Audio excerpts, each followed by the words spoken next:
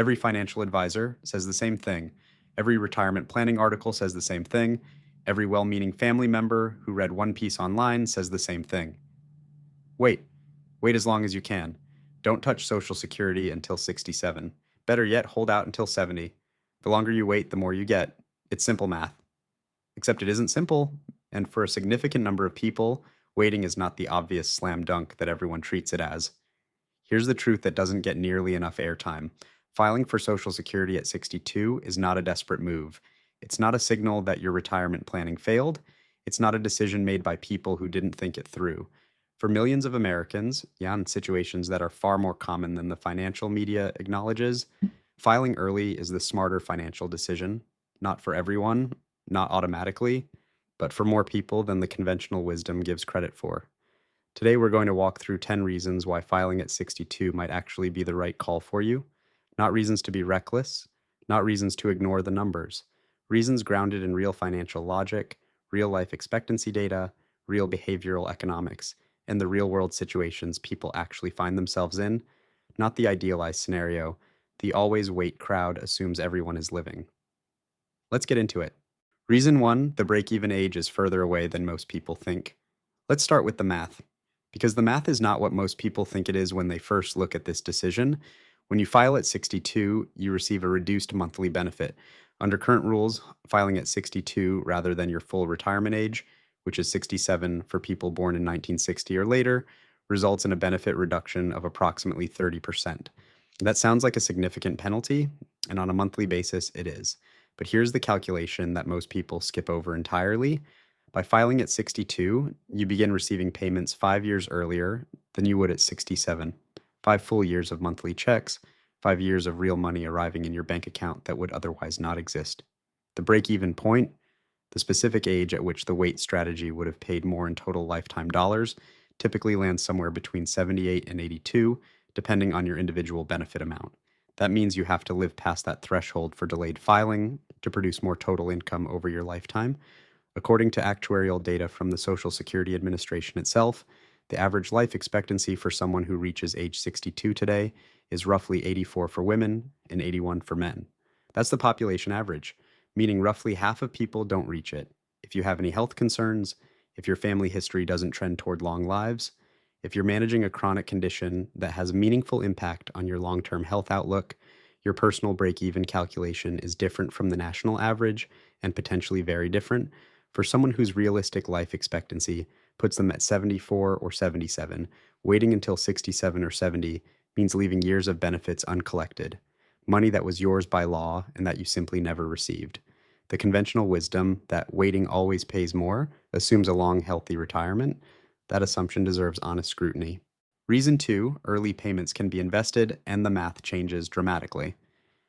Here's the argument that the always wait crowd almost universally ignores, and it's one of the most important ones. The money you receive from Social Security at 62 does not have to sit idle. It can be invested. Let's use a straightforward example.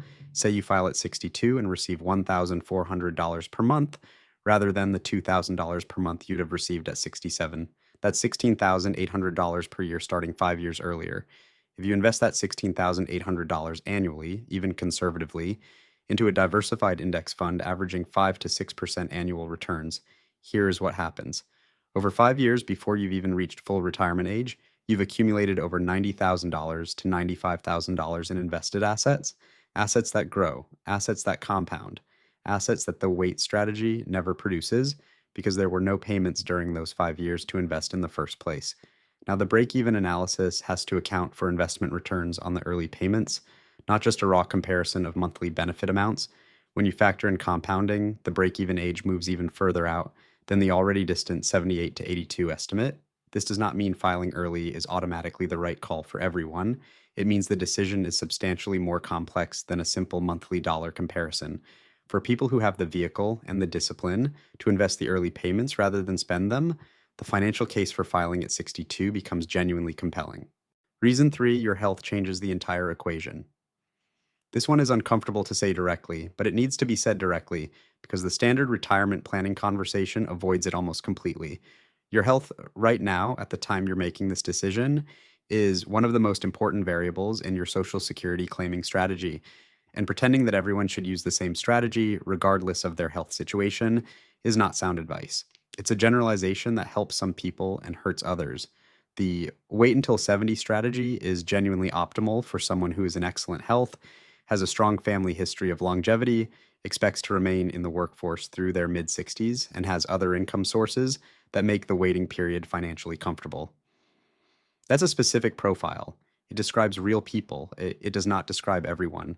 If you are managing a serious chronic health condition at 62, if both of your parents passed in their early to mid 70s, if your physician has had frank conversations with you about the trajectory of your health over the coming decade, then your personal break even calculation is materially different from the national average, and no generic advice applies to your situation. Filing at 62 with a realistic, health informed perspective is not pessimistic. It's honest. It's making a major financial decision based on the information you actually have about your own life, rather than an optimistic projection built on a best case scenario that may not reflect your reality. Social Security was designed precisely because different people have different life expectancies and financial situations. The system has a break even structure built into it for that reason. Using it in a way that reflects your actual circumstances is not gaming anything. It's exactly what the design anticipates. Key reason 4: financial stress during the waiting years has real costs. Here is a dimension of the Social Security timing decision that almost never appears in the standard retirement planning framework. Financial stress has a cost, not a metaphorical cost, a real, measurable downstream cost that affects your health, your decision making, and ultimately your financial outcomes. The years between 62 and 67, while you wait for a larger benefit, can be among the most financially pressured years of a person's life. You may have reduced your working hours, your income may have dropped significantly, your fixed expenses haven't necessarily followed. You may be drawing down savings at a rate that creates persistent daily anxiety about whether what you've built will last. Research consistently shows that financial stress has documented negative effects on physical health, cognitive function, sleep quality, and immune function. These are not abstract concerns. They are mechanisms through which the cost of waiting for a larger benefit gets quietly extracted from your health, the very asset you are trying to protect by waiting. There's real, tangible value, not just psychological value, but financial value in establishing a reliable income floor during your early retirement years. Receiving a Social Security payment every month at 62, even a reduced one, can change your relationship with your finances in ways that have compounding positive effects. A smaller check that allows you to sleep and breathe may be more valuable in total life outcome than a larger check that arrives 5 years later after 5 years of financial anxiety with real health consequences. That calculation doesn't appear in any retirement planning calculator, but it belongs in the conversation. Reason 5: many people don't choose, circumstances choose for them. This one is rarely discussed in polished retirement planning content, but it represents the reality for a very large number of the people who actually file at 62.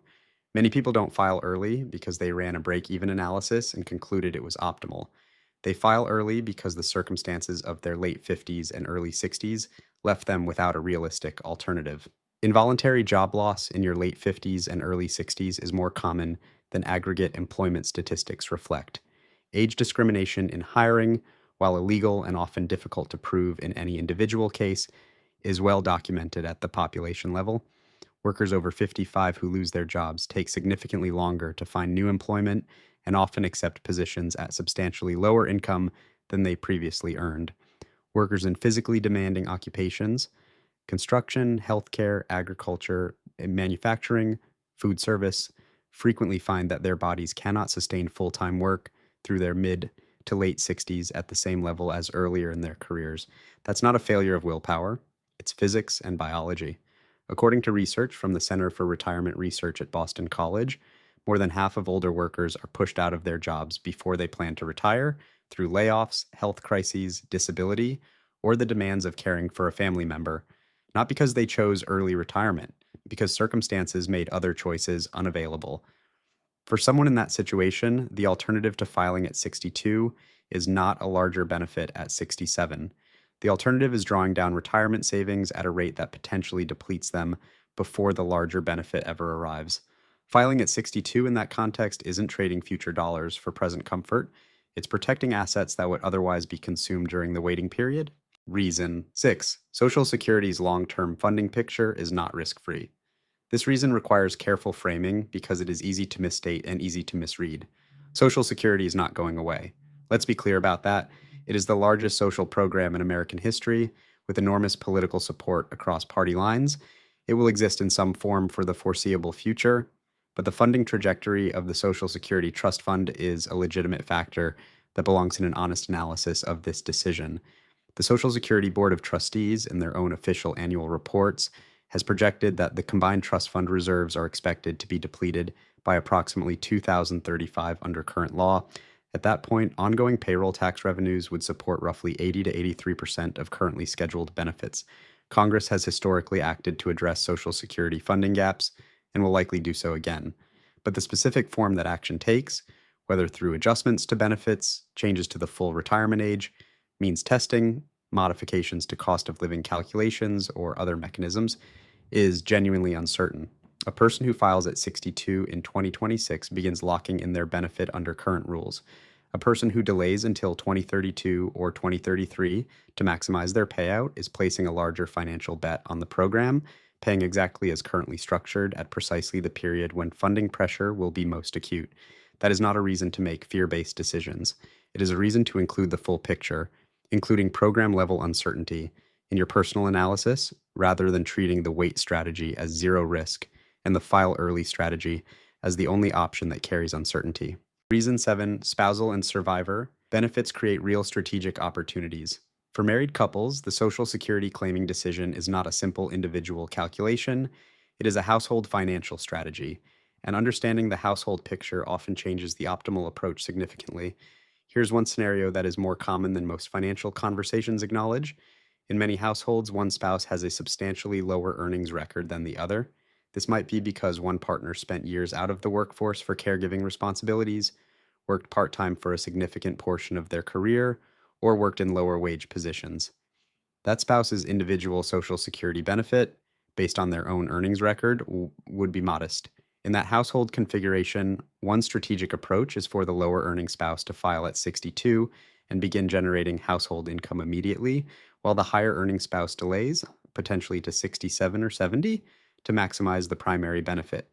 The reason this matters extends beyond the couple's joint retirement. The survivor benefit, the benefit the surviving spouse receives after one partner passes, is based on the higher of the two individual benefits. By maximizing the higher earner's benefit through delayed filing, the couple is simultaneously maximizing the income protection available to whichever spouse lives longer. For households with a meaningful age gap between spouses, a significant health differential, or a pattern where one partner has historically earned substantially more, this coordinated strategy, one filing early, one delaying, can produce more total lifetime household income than either a universal both wait or a universal both file at 62 approach. This is a nuanced, situation-specific strategy, but it illustrates that filing early for one spouse is often a component of thoughtful, coordinated planning, not an absence of planning. Reason 8, years at 62 are not the same as years at 72. Let's talk about something that never appears in a retirement calculator, but that belongs in every serious conversation about this decision. Time is not uniform. The years you have at 62 are not the same as the years you will have at 72. Most people are significantly more physically mobile, energetic, and capable of sustained activity at 62 than they will be a decade later. The ability to travel extensively, to hike, to pursue physical hobbies, to take long trips, to participate fully in the experiences that feel most meaningful. These capacities are not fixed across your retirement years, they decline. For most people, they decline measurably and often earlier than expected, taking a reduced Social Security benefit at 62 in order to leave the workforce sooner. To use the years when you are most physically capable of full engagement is not a financially irrational decision. It is a rational valuation of time, health, and quality of life that a strict dollar maximization framework completely misses. There exists a version of retirement planning that optimizes entirely for maximum total lifetime benefit dollars. That version produces a plan where you continue working through 67 or beyond, delay all benefits, and arrive at your higher monthly payment at an age when your physical capacity to fully use it may have already declined in ways you didn't anticipate. That strategy wins the dollar comparison. It doesn't necessarily win the life comparison. Time in your most physically capable years has value. That value is real, and it belongs on the same ledger as the projected benefit comparison. Reason: 9. The always wait. Strategy rests on assumptions that often don't hold. The conventional wisdom to delay Social Security as long as possible is built on a specific set of underlying assumptions. Most people receive the recommendation without ever examining those assumptions directly. Let's do that now. Assumption 1. You will continue working and generating meaningful income through your full retirement age. For many people in their early 60s, this is an optimistic assumption. Assumption 2. Your savings will comfortably sustain your lifestyle during the waiting period without being drawn down faster than planned. This requires both a sufficient nest egg and consistent spending discipline across an uncertain multi year period. Assumption 3. Your health will remain stable enough throughout the delay period that you will genuinely benefit from a higher monthly payment received later. Another optimistic assumption, particularly for those already managing health challenges. Assumption 4. The rules governing Social Security benefits, the benefit formulas, the full retirement age, the cost of living adjustment structure, will remain essentially unchanged throughout your delay period. As discussed, this is increasingly uncertain as the trust fund funding timeline approaches. Assumption 5. You will live long enough past the break-even age for the total lifetime benefit of the larger payment to actually exceed what you would have received by filing earlier. Each of these assumptions is individually reasonable, but they compound. You need all of them, or most of them, to hold simultaneously for the always wait strategy to deliver what it promises. Filing at 62 requires fewer optimistic assumptions about the future. The benefit amount is known, the start date is certain, the planning can proceed around a fixed number rather than a projection. For people whose financial situation, health situation, or employment situation makes the future genuinely less predictable, that certainty is itself a form of financial value. Reason 10, behavioral economics, confirms what most people already feel. The final reason is grounded in behavioral economics, and it may be the most honest framing of all. Humans are not perfect financial calculators. We experience money psychologically, not mathematically, and our relationship with future money versus present money is shaped by deep, consistent, well-documented psychological tendencies that no retirement planning spreadsheet accounts for. Present bias is one of the most replicated findings in behavioral economics research. People systematically and predictably assign more value to concrete, immediate outcomes than to projected future outcomes, even when the future value is technically larger in raw dollar terms. A guaranteed $1,400 per month starting now feels different from a projected $2,000 per month starting in 5 years in ways that the spreadsheet doesn't capture and the psychology literature consistently confirms. Risk aversion operates alongside this. Social Security income, once established, provides a guaranteed floor that cannot be lost to market volatility, cannot be depleted through drawdown, and does not require ongoing management decisions. For people who have experienced financial uncertainty, job loss, debt, unexpected expenses, market downturns, the psychological weight of a guaranteed permanent monthly payment is not trivial. It changes how people make decisions. It reduces the emotional static that costs money in other areas of financial life. A guaranteed income floor that begins at 62 changes your relationship with your other savings and investments. You take on less desperate risk, you spend with less anxiety, you make more rational, long-term decisions because the baseline is secure. You cannot put a precise dollar figure on that psychological foundation, but you can observe that people with stable income floors make demonstrably better financial decisions than people living in financial uncertainty, and that the downstream effects of that security over a decade or two of retirement represent real financial value that the benefit comparison alone will never measure. Here's the honest bottom line: there's no single right answer to when you should file for Social Security. Anyone who tells you there is in either direction is simplifying a genuinely complex, personal, multivariable decision into a one-size-fits-all rule. That's not sound advice, that's a shortcut. The always wait perspective is not wrong about the math of a larger monthly benefit. It's wrong about the assumption that the math is the only thing that matters. Health, life expectancy, investment capacity, employment realities, household strategy, psychological well-being, policy uncertainty, and the irreplaceable value of time in your most active years are all part of the real equation. Filing at 62 can be a decision made by people who planned carefully, understood the variables, and concluded that in their specific circumstances, starting now is the smarter move. It can also be the right call for someone whose health, employment situation, or household financial structure makes waiting genuinely inadvisable. What matters is running your own numbers, talking with a qualified financial advisor who will model your actual situation rather than recite a default recommendation, being honest about your health, thinking about your household as a unit, understanding what you need the money to do for you, and when. That is how you make this decision correctly. not by following a rule that was written for someone else's situation, by applying the variables to your actual life and reaching a conclusion that fits it.